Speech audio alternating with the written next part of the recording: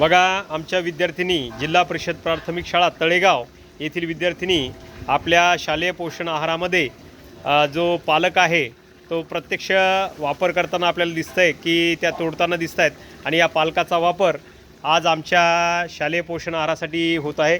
बघा, आमच्या ह्या विद्यार्थिनी सगळ्या की ज्या पालक तोडत आहेत, त्यानंतर इकडे सुद्धा जी कोथिंबीर आहे, कोथिंबीर प्रत्यक्ष याचा वापर हा कुठे होणार आहे, आमच्या शालेय पोषण आहारामध्ये होणार आहेत।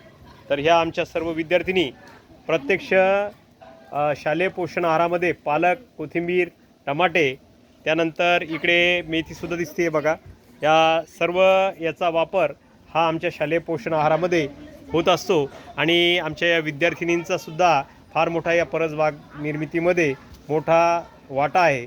खरोखर बघा, आपल्याला दिसतं आहे कोवळा कोवळा असा पालक ह्या तोडताना, त्यानंतर हे कोथिंबीर दिसते तुम्हाला आणि बघा पालकसुद्धा खूप छान पद्धतीनं इथं आलेला आहे आणि या प्रत्यक्ष दाखवा एकदा पालक।